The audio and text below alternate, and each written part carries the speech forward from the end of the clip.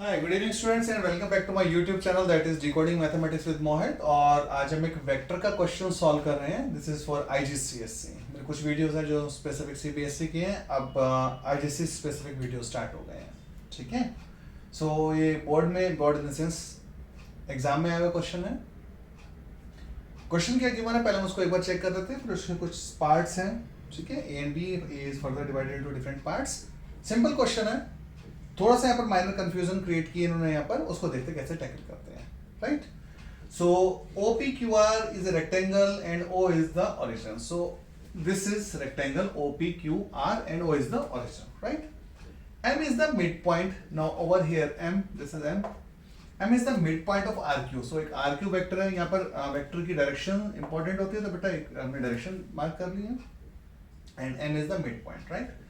P2 is 2 means PT ratio TQ.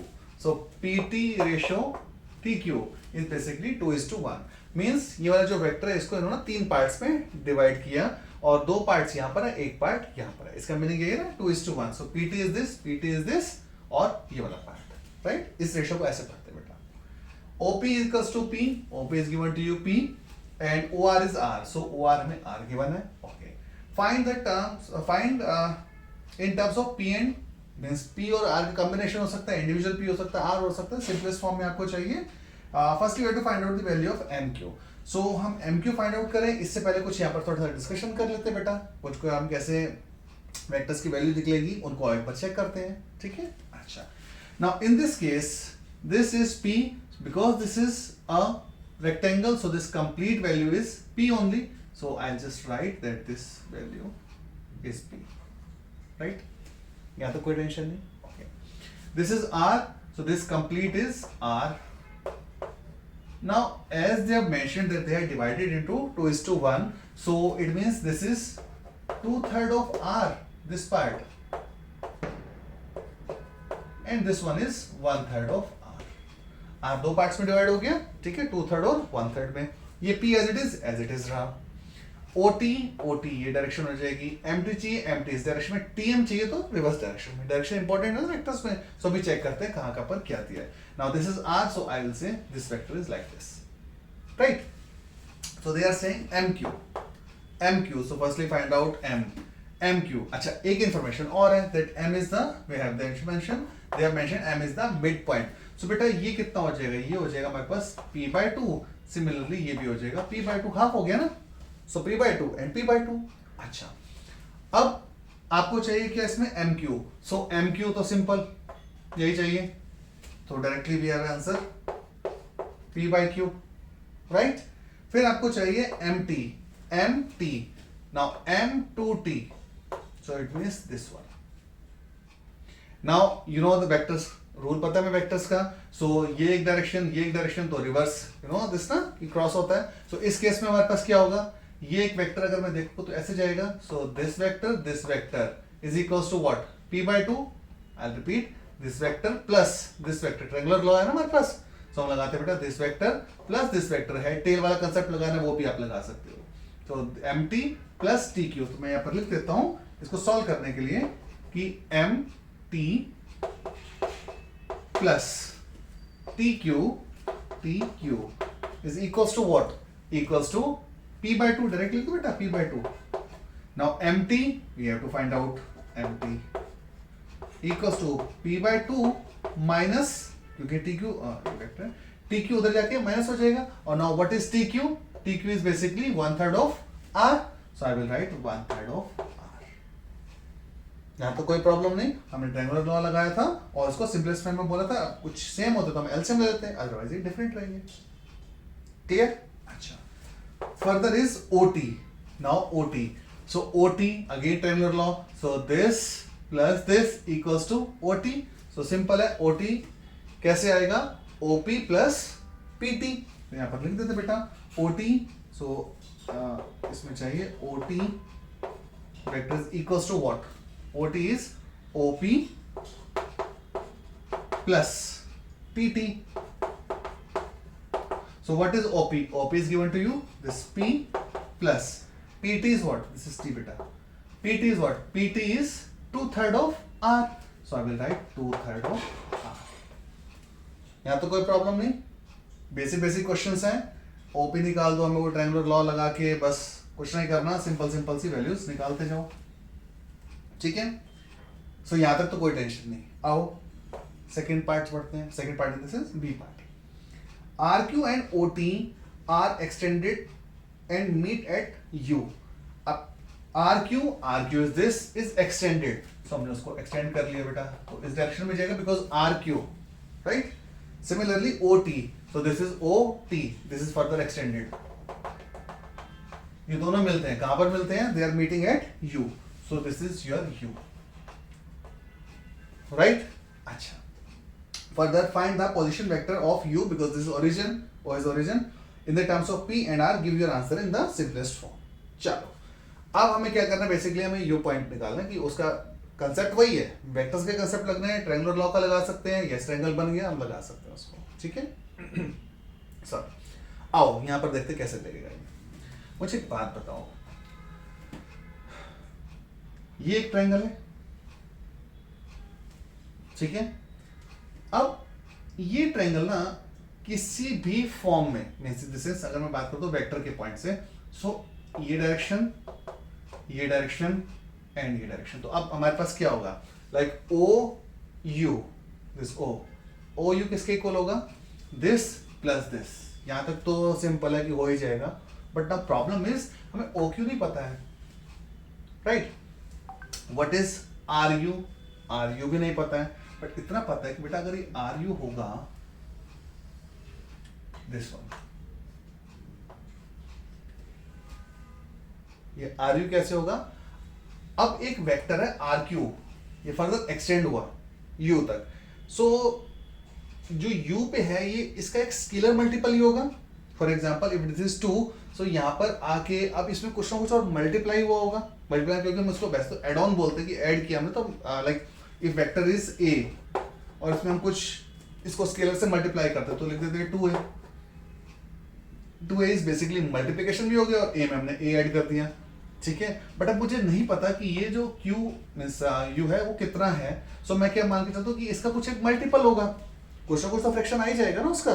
सो यहां पर मैंने इसको लेट कर दिया कि ये जो आर यू है ना, R U is a times of, now a is a scalar part, right, a times of this R Q existing one, लिख सकते हैं ऐसा, ठीक है। और अब इसकी वैल्यू भी लिख सकते हैं, मुझे पता है क्योंकि R U is equal to a times of R Q means p, so a p। मैंने क्वेश्चन किया बेटा आर क्यू की वैल्यू जो थी ना वो प्लेस की, आर क्यू p, ये हाफ से कंफ्यूज मत हो ना, R M is p by 2, right. अच्छा ये यहां तक समझ में आता है, that a times of p हो गया। अच्छा अब r वेक्टर तो r है ही, मींस मेरे पास OR is equal to what? R only. अब मुझे एक बात बताओ, अभी हमने क्या बोला था कि OU किसके इक्वल होगा? OR प्लस RU, सो इसको हम एक बार लिख लें, OU is equals to, right, OU किसके इक्वल होगा? OR means R plus RU। अब RU कितना था हमारे पास? A times of P। I hope यहां तक समझ में आया होगा, ठीक है। मैं फिर से रिपीट करता हूं बेटा, OU निकाला मैंने, OU, ठीक है। OU कैसे होगा? ट्रायंगुलर लॉ के बेसिस पे, this plus this equals to OU। मैंने कुछ नहीं किया, OU को निकाला R प्लस ये complete value, now complete value is A times of P। इतना समझ आता है? अच्छा अब एक बात बताओ, ये जो OU है मैं जो नीचे वाला ट्रायंगल है इसके बेसिस पे भी निकाल सकता हूं, ठीक है। कैसे निकलता है आओ देखते हैं। मुझे एक बात बताओ, OT वेक्टर आया था, OT अभी निकाला था हमने शायद, OT, यस OT आया था हमारे पास ये, ठीक है। अब OU जो होगा, जैसे हमने यहां पर एक्सटेंड किया था, सो OU भी तो कुछ एक मल्टीपल होगा OT का, मल्टीप्लाई उसमें कुछ हम ऐड करेंगे, ठीक है, तभी तो फर्दर आगे जाएगा। सो इसका कुछ एक मल्टीपल ले लो, जैसे हमने स्केलर लिया था इसके अंदर। सो हम ये लेट कर लेते हैं कि yes OU is B times. अब मैं A क्यों नहीं ले रहा हूं? क्योंकि पता नहीं ना सेम ही होगा, ऐसा तो कोई जरूरी नहीं है। सो मैंने कुछ और स्केलर पार्ट ले लिया, so B times of existing means OT। जैसे भी ये लिखा था हमने, R U equals to A times of R Q, R Q का हमने ए टाइम्स कर दिया, कुछ स्केलर पार्ट रहा होगा जिसने उसको आर यू बना दिया। सिमिलरली ओ टी का कुछ स्केलर पार्ट मल्टीप्लाई होगा जिसने उसको ओ यू बना दिया। ठीक है, ठीक है जी। सो ओ यू, अब यहां पर ओ यू की वैल्यू कितनी है? ओ यू की value R plus A times of P, R plus A times of P.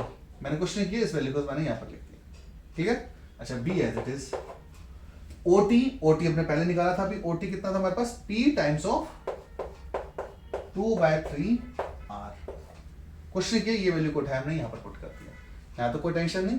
अच्छा R equals, sorry R plus AP equals to BP plus B R, sorry इसको ना स्केलर पहले लिख लेते हैं 2/3। So this is 2/3 of B R. ठीक है, अब मुझे एक बात बताओ, यहां पर जो वेक्टर्स होंगे तो हम क्या करेंगे? कोफिशिएंट्स को या सेल्स को कंपेयर करेंगे। When these two are equal, one is saying this R and R, तो हम इक्वेट कर सकते हैं इसको। सो यहां पर क्या होगा? एपी इक्वल्स टू बीपी, और यहां पर मैं बोल सकता हूं R equals to 2/3 of B R, right. अच्छा इस आर से आर कैंसिल, राइट। सो थोड़ा सा स्पेस यहां से ले लेते हैं, इस आर से आर कैंसिल, तो this is 1 equals to 2/3 of B. अब बी क्या होगा? फ्लिप हो जाएगा, this is 3/2 equals to B.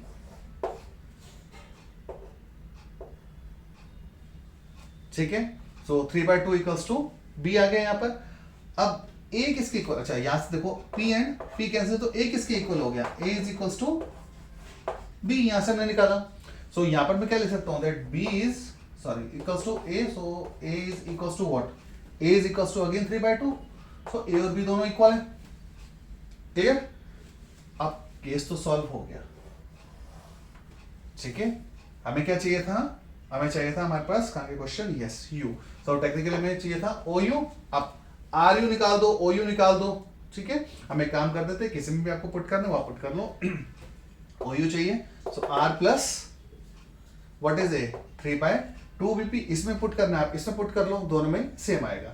So in this case we can write, origin से निकाल, सॉरी इसमें हमें ओरिजिन से चाहिए होगा ना, you need OT, find the position vector of O. So my mistake, we have to go with OU. So we have to find out OU बच्चे। So OU is what? कहाँ गया OU? OU is R plus A is what? 3/2, 3/2, and what is P? P is like this. ये smaller P होगा बेटा, P ना normally vector बन जाता है। So this is smaller P.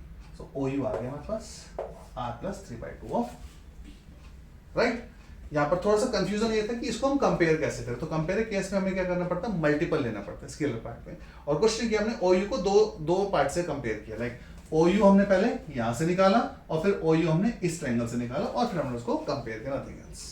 यहाँ पर थोड़ा सा ट्रिकी था जब हमें कंपेयर करना है। एक ना डायरेक्ट क्वेश्चन भी होता है, like if you want to compare it कि this is 2/3 b equals to 1। So वही हमने कंपेयर किया, हमने इक्वेट किया, कंपेयर करते तो b की वैल्यू निकाल देते, a की वैल्यू निकाल देते, बात वही आती है। सो आप इसमें वैल्यू पुट कर दो, इसमें आप वैल्यू पुट कर दो, दोनों में सेम आंसर आएगा। Clear? I hope you are able to understand this. If still you have any kind of confusion, you can just write in the comments. I'll explain it again wherever you are finding any kind of doubt. So if you think that okay, it's helpful somewhere to understand vectors, kindly like and share with your friends. Thank you and thanks for watching my video. Thank you.